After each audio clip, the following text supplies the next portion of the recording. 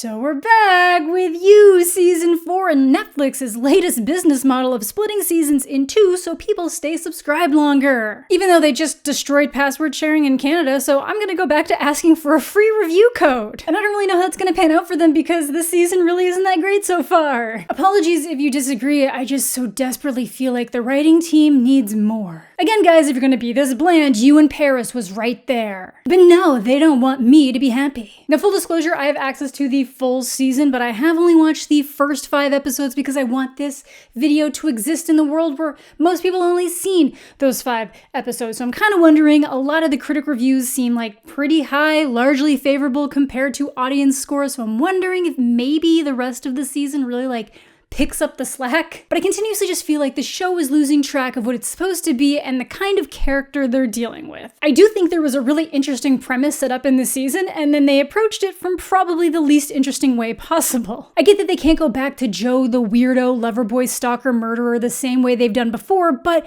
they still have to keep in mind that Joe is a weirdo, stalker, murderer. This season really just seems to be, look at all these other horrible people. But you know what they're not? Stalker murderers. And maybe part 2 does bring us back to that, but they need part 1 to hook people. Now, my biggest issue outside of, just general plot issues with this season is Joe is just kind of an idiot. And maybe that's intentional, but he seems to be presented to us so much as smart, or maybe it's really just that he sees himself in such high regard, and maybe there's really just no way for those two things to meld together in a proper way when you're in his head, but I feel like there has to be a way. But general premise of the season, Joe has now ended up in England. I guess they really didn't want me specifically bitching about the fact that we didn't get the Emily in Paris crossover. It was right there. It was literally right there. He's got a new identity, Jonathan Moore. He's teaching at a university and has this beautifully artistic flat. I'm kinda pissed about it. Man's been murdering left, right, and center, faked his own death by baking his toes into a pie. Now he's living the UK fancy pants dreams. Now you may remember that he was overseas originally to track down Marianne after the events of season 3, but that just doesn't seem to be a thing anymore, which I'm kind of okay with because I didn't want this season to just be more of him stalking her. Now last season had the issue of the show just going way too far off the rails in a way that wasn't necessarily satisfying, and then this season really seems to have pulled back and feels equally as unsatisfying somehow. I really feel like they're just struggling to balance this monster of a human they're working with as a central character, and it often makes them compensate by making everyone around him so shitty that he seems better by default. It's the nature of the issue with this character where he doesn't even have a Dexter thing to fall back on, where it's okay, this guy is killing people, but it's other serial killers. He's still in the wrong, but as long as he was keeping it to the other monsters of society, it was fine. You puts us in the head of someone who behaves similarly to Dexter, but he is unequivocally the monster that Dexter would be hunting down. He is that worst nightmare to women and anyone who gets in his way. But what seems obvious early on is that the tables have turned and someone seems to be stalking Joe. Which on paper sounds great, perfect, the direction we needed to go, but the execution of that concept, not great, not really a fan. And Joe's also not a fan. And if Joe's gonna be that much of an angry pants chucking his phone around, then he needs today's sponsor, Casetify. Casetify is the world's most popular tech accessory brand, known for their protective phone cases that offer thousands of stylish designs from different collaborators. Depending on your needs, they have multiple protective style cases, like the Ultra Impact that provides over 20% increased protection while still maintaining a slim design. But even if you go for the Impact series, your phone is still protected for drops up to 11.5 feet. So regardless of what case you pick, you can feel confident that Casetify has you protected. They're also made from 65% recycled and plant-based materials. But what good is protection without a little style or a lot of style? And that's why Casetify has a variety of exclusive artists and partners. I really love the designs by Illustrata. Look at this Pizza Kong. They also have cases you can customize with texts of your choosing, and they offer a variety of accessories like these utility straps so you can set your phone up for any situation. So if you want to check out Casetify and their wide range of products, make sure to head on over to casetify.com/AmandaTheJedi to save 15% off your purchase. So what's Joe gonna do when the hunter becomes the prey? Let's dive on into part 1 of season 4, which means spoilers. Sometimes it doesn't matter how much I say that, people still get mad. Guys, this is like discussing a show that you've already seen with a friend who's just refreshing you on the details. But where we left off, Joe kills Love, fakes his own death, bakes his own toes into a pie, writes a fake letter from her, and stages it all as a murder murder-suicide after leaving their son with friends, then heads across the ocean for a love that is terrified of him. So we pick up with Professor Moore, once again done with love and people. Books are all he cares about, except his coworker's girlfriend across the street that he can't stop creeping on. And the show does this thing where it trickles us the information about where we assumed we'd be, because you're probably all wondering what the hell happened to Marianne. Well, apparently he got to Paris, just wandered around all the different artist haunts until he stumbled upon one of her paintings, finds out she's in London for an art fair, and instead of just waiting for her to get back, bing bang boom, Joe's on his way to the Brits, and finds her at that art fair and smiles, thinking, finally, my love, we can be together. But then the terror that settles in on her face when she remembers, oh shit, he might have murdered my ex. So he chases her down, is shocked that she'd imply he would want to kill her. I thought you'd be happy to see me. I could make it up to my daughter. Why would you ask me that? You killed Ryan! Which is always my favorite reaction out of him considering his track record. But to prove he's not a monster, he lets her go. The bar is on the floor. No idea if she's gonna pop back up in part 2. And right around now is when someone shows up on behalf of the Quinn family to kill him, because of course that was gonna happen. They're wealthy and he killed their daughter. He might have done a good enough job staging it for the cops, but their joint bank account is just mysteriously emptied out that same day. But Elliot here's tired. He wants out of the game, and all Joe has to do to save himself is give him all the money from the aforementioned account. Already has a new identity and work visa for him ready to go. The other catch though is he has to kill Marianne, because she now knows he's alive and is a loose end to Elliot's retirement plan. Obviously Joe doesn't do it, he just lies and lets her head back to Paris. So that's why we're in a completely different story, aka Professor Joe, or Professor Jonathan. But he's technically back to his old compulsions, again getting very obsessed with Malcolm here's girlfriend. He can see right on in there. And his way to try to avoid his obsession loop is to look into her even more. The best way to stay out of people's business is to know what that business is. Joseph, it's time to stop. Read the hat. I even got it for you in French because I thought you were going to be in Paris. Yes, I did buy an obnoxiously large hat just for a bit. Leave me alone. It's time to stop, Joseph. And on one of these business monitoring trips, she's about to be mugged, so Joe has to reveal himself to stop it. And she's a very aggressive person, like not particularly thankful. I don't think she really likes him, which is fair, but she doesn't mention his involvement to the cops like he asked. But Malcolm, on the other hand, coworker boyfriend, insists on taking him out to the grand opening of Sundry House as a thank you for helping her. Jesus, you can see right in our flat. And going out with Malcolm, someone with family wealth, is apparently a whole affair. All these people are born rich assholes. Like, why is he even a professor? The only one we meet who potentially seems nice is Lady Phoebe Boreal Blacksworth, who is obviously still rich beyond fathom. But the rest of them, oof, they don't even seem to be nice to each other, and they're downright hateful towards Joe. Loving the whole off-the-rack vibe. But they also won't let him leave, so he just gets progressively more drunk as he runs us through the cast of characters, because apparently the 30 minutes Malcolm gave him to get ready was enough time for him to creep any potential guest that was gonna be here. Needed some classic Stalker Joe to get the fill-in and how they were all born rich but then have used it in different ventures. Which is when he meets the author of the group, Rhys Montrose, a guy who wrote a memoir that Joe actually really enjoyed for obvious reasons. Rhys grew up in poverty with an incredibly abusive mom, then found out he was a duke, went to Oxford where he met all these people but still maintains his origins. Very clear why Joe would see himself in this person and see him as like a lifeline in this insanity. But then he leaves, and while most of the group is entirely unimpressed to relatively disgusted by commoner Jonathan Moore's presence, Lady Phoebe herself genuinely enjoys him. She's giving him shots, and somewhere in his rambles about heartbreak and betrayal he said something so profound to her, so now she just insists on having him invited to all their events. I don't know that I've ever been seen so completely. Excellent use of Heads Will Roll in the drunken breakdown here though. Actually, it was pretty average use. The song just slaps so hard. But things get a little awkward the next morning when he wakes up to Malcolm dead on his kitchen table. But he doesn't even remember doing it. He knows he was annoyed at Malcolm for kinda shit-talking Marianne, but Blackout murders a new one for him.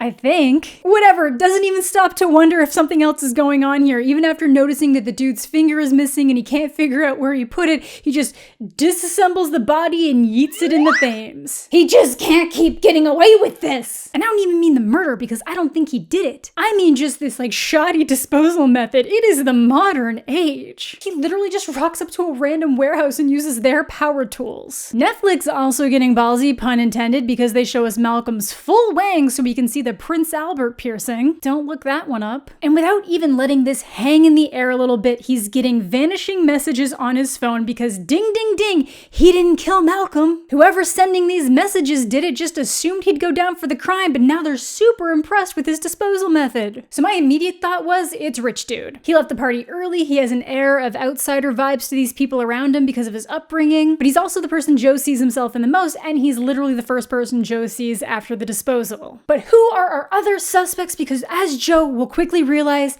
he's in a whodunit. I'm in a whodunit. The lowest form of literature. There's Kate, Malcolm's girlfriend, though she seems genuinely concerned that he's up and disappeared. Phoebe, Joe's biggest fan, seems sweet and kind. Her boyfriend Adam is a trust fund rich American who owns the Sundry House. So what's your crypto? Ding-a-ling. Also bad with investments. Blessing, a literal Nigerian princess whose businesses seem like pyramid schemes. Simon is an artist, but his success seems to have more to do with his dad being a billionaire. This is Jonathan Moore. I have too many friends. I'm back when one is dead. Honestly, they're all dicks, but he seems particularly stuck up his own ass. His sister Sophie, an influencer. Gemma, who's described as having disparaged Americans, trans, poor, and Jewish people in a single sentence. Connie, a weirdo who owns horses. And Roald, who seems very protective of Kate. And as becomes very obvious, none of these people particularly like each other. They just seem to hang out because they're all rich and went to school together. Now, Kate seems like the outsider. She works really hard at a gallery, but she got in with all these people at Oxford. And she's also very suspicious of Joe, but they do it in a way that's annoying, not in a way that's like, she probably gets the ick from this murderer. But with this setup, I get that the whole like rich people being assholes and getting their comeuppance is in right now. And it absolutely could have worked, but you know, having this come out after Glass Onion. It's so dumb. I get that both of them were being made at the same time, but I feel bad for them truly. Like they could have done this so much better, but we'll get into it. But Joe realizing he's in a whodunit means he has to learn about the tropes, even though this is reality. Thankfully, he has a student who can lay out the basics, like they hide the social commentary under the puzzle. There's no coincidences. Motive is usually always related to sex, money, or revenge. The first suspect is usually the second victim, and if someone's been set up, it's all about the why. And spoiler alert, he figures out nothing with these methods. His takeaway from there's no coincidences is assuming it's Elliot, the guy the Quinns hired to kill him,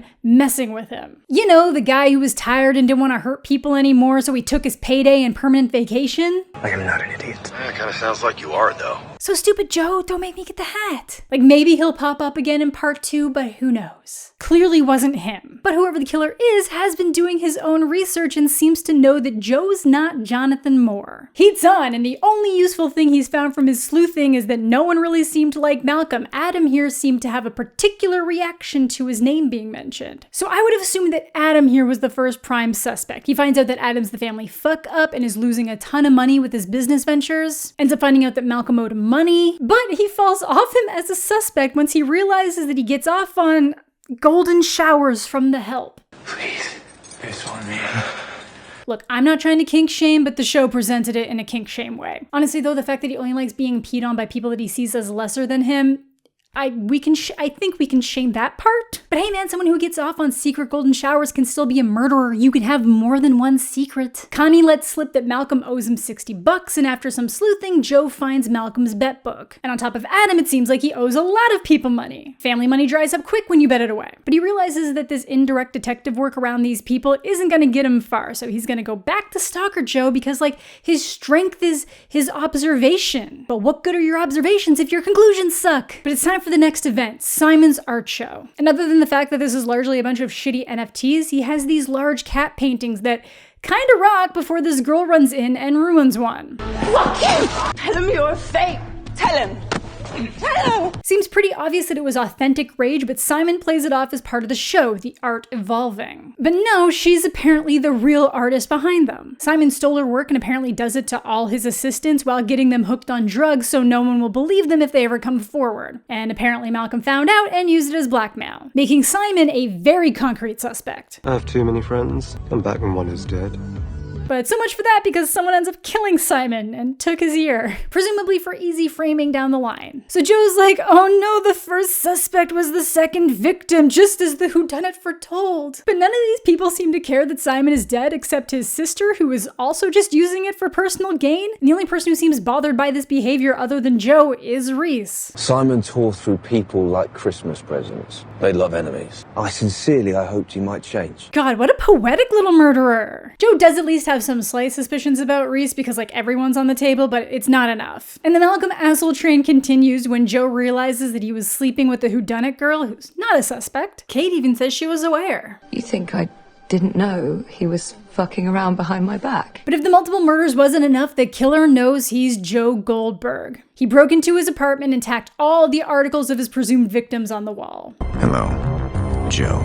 Impressive! He's more effective than the police. And now everyone knows that Malcolm is dead because the killer sent his finger to the cops when Joe wouldn't answer him, and he's now being dubbed the Eat the Rich Killer. Catchy. Help me find the remains of my beloved friend Malcolm. He liked corgis and soup.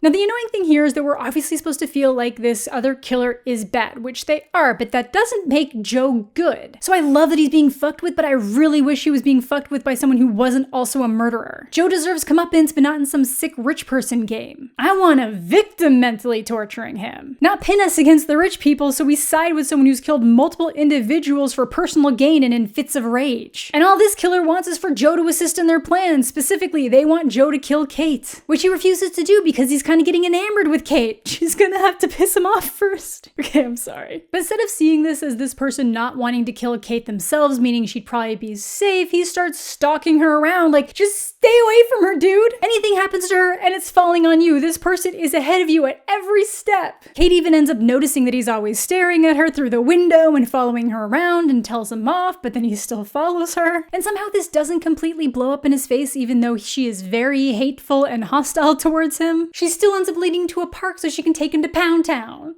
This is staying close.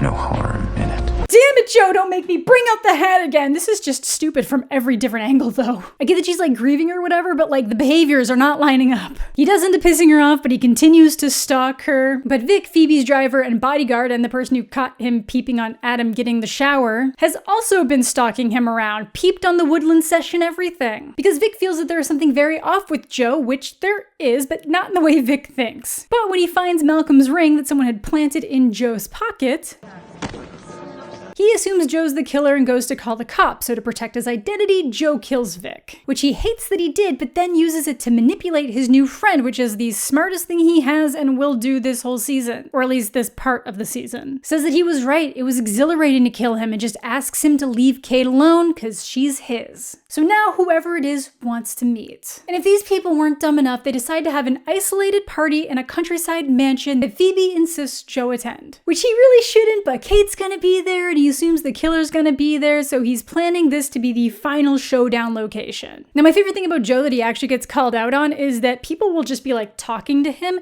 and then he just stands there looking at them because we're hearing his inner monologue quip, but everyone around him must find this man just deeply unsettling. Try and have a sense of humor at least, Jonathan.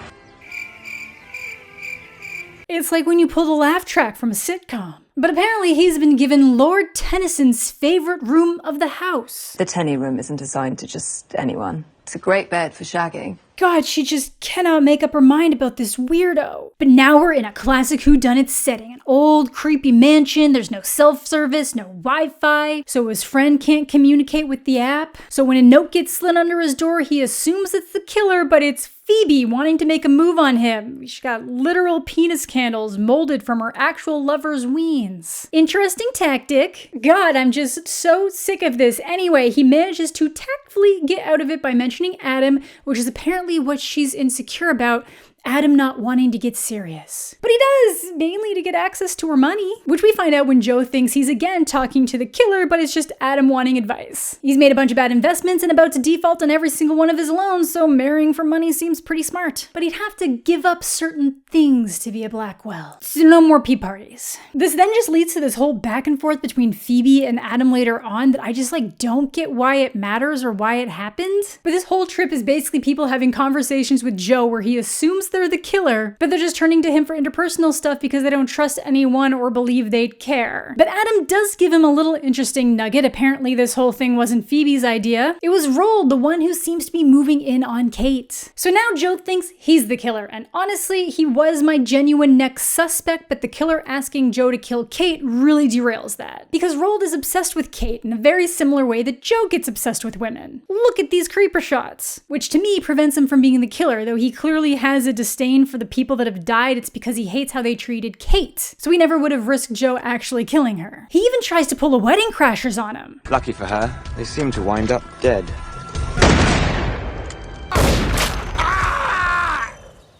Ooh. Thankfully, Kate shows up to stop it and then just basically tells him to fuck off, which he's not pleased with, and lets slip a dinner that she's been rich her whole life in hopes of making Joe lose interest because it's something that she's been trying to conceal about herself. Daddy's not even watching. Wow, way to get her to like you, dude. Crushing it. She just hates her dad and avoids using him for anything. Then these people do what only the most deranged and self-absorbed could do when their friends are being murdered: play a murder mystery game. You've got to be fucking kidding me. So Joe tries to use the distraction to go through Roald's room, who catches him and pushes him out the fucking window. What in the world? I know I said that Joe and Rhys were alike, but like Roald's just really moving his way up the ranks. But of course, someone actually dies. Joe walks into Kate's room to see her on the floor next to Gemma's body holding a knife. Now, I was wondering if Gemma was going to eat it because they were really amping up her shittiness and disdain for the pores this trip. She was literally using the servers as game pieces. But Kate maintains that she didn't do it. She just walked in on it, says she doesn't know why she grabbed the knife. And it was around here that I really started to wonder whether or not Kate was in on it. She says they can't call security because they'll tell her father and then he'll own her for life to deal with this. So Joe does what he does best and helps her cover it up, mainly because if he doesn't, she'll flip it all on him.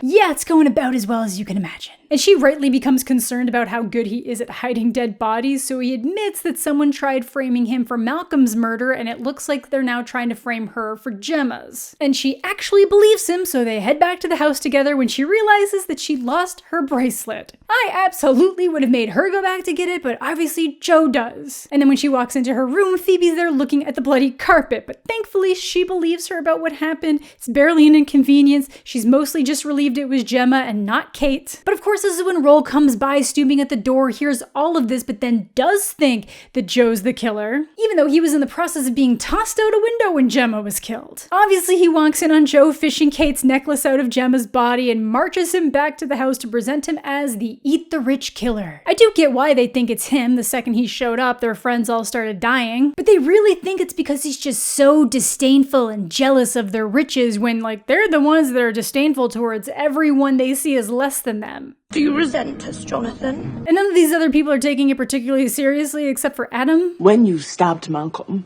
did he deflate like a hot air balloon? These fucking people. So a scuffle starts. He punches Adam and Roald starts hunting him down in the woods, says he can literally smell the pour on him. But like most comical villains, he talks so much, so Joe manages to tackle him, gets the upper hand, and then the real killer is here. And ding ding ding, it was in fact the obvious answer all along. The only one absent from the weekend activities, Rhys, who thinks he's found a kindred spirit in Joe. He hasn't explained his full motivations yet, but he wants to pin everything on Roald, which would definitely work, but Joe won't kill him for no reason, so Rhys lights the place up and tells Joe he'll see him in London if he can manage to escape. But where did he come from? I've also realized in this moment that no one else ever interacts with Rhys, ever. Like, he's clearly real because he's got a book, these boring richies really do know him. That's why they love Rhys so much. I mean, what a bloody coward skipping out on us. But no one other than Joe acknowledges his presence. I swear to God, if this is all in his head, I'm gonna lose it, but it would explain why Adam didn't get pissed at Rhys for talking, but immediately stopped when Joe responded. You alright, Jonathan? I'm fine. What was that? Either way, thankfully Kate shows up to get them out after Joe graciously frees Roald, and they all head back to London. He gets some half-assed apologies, but he doesn't tell anybody about Rhys. I assume it's because Rhys knows who he really is, and he'd be fucked for multiple murders if anyone else found out. Rhys, by the way, running for mayor of London? Keeping a foot on both sides, the rich and the working class. What What a stupid shit show. But if this is playing out at face value, I'm guessing his motivation is getting anyone who can ruin his reputation out of the picture. I don't know, it seems kind of weird that he'd reveal himself like this when he's currently trying to take out anyone who has dirt on him. So that leaves us with Joe promising to hunt him down in part 2, obviously. So what else does that leave us? Whatever the hell drama's going on with Adam and Phoebe, and for why, I'm kind of wondering if they just really like Lukas Gage and wanted to give him more side scenes. Will Marianne pop back up? Will Elliot? Who is this woman that's always taking pictures of the group and seemingly taking special looks at Joe? I feel like more of the group has to die, but is Rhys just gonna completely stay away, or are they just gonna pretend like nothing happened? But I just don't know how many times Joe can get away with this kind of stuff. Like, I get that it's television, but he gets the cops off his trail about Malcolm by saying that he might have gone to talk to the girls Simon screwed over after getting him home that night to like deflect from the fact that he was the last person that Malcolm would have seen. The regular body dumping is just nonsensical, but the first part of this season is just really leaving something to be desired from me. None of these characters are likable, which I get is the point, but it's a real problem when the stalker woman killer is the person you're most comfortable being around. They're shitty, but they're not Joe shitty. They're gonna tell you to your face how they're going to and want to fuck you over. Meanwhile, one day you'll just wake up to find that Joe's stolen your used tampon and turn around to a hammer coming down on your head. I've seen some people say, hey, who doesn't love to see the spoiled rich elite get punished? But that's not what this feels like. Adam screwing himself over financially has been the most satisfying thing on that front. The fact that they're dying doesn't even really seem to be affecting them. It'll probably amp up a bit after the mansion disaster, but the rich getting what's coming to them is not remotely the sentiment I'm walking away with. Them losing their status, money, pride, and platforms, that would be satisfying. And that's what would hurt them the most. This trying to get me to side with Joe because he's taken out this other killer? Not so much working for me. Again, all this could get fixed in the second half, but we'll have to wait and see. But let me know what you guys are thinking down below, and let me know what your theories are for the second half of season 4. Thank you all so much for watching. Thanks as always to my Patreon supporters and YouTube channel members. Subscribe to the channel if you're new, leave a like on the video if you're into that kind of thing. All my social medias are listed down below. I hope you're all having a fantastic day. I'm mostly okay, and we'll catch you all later.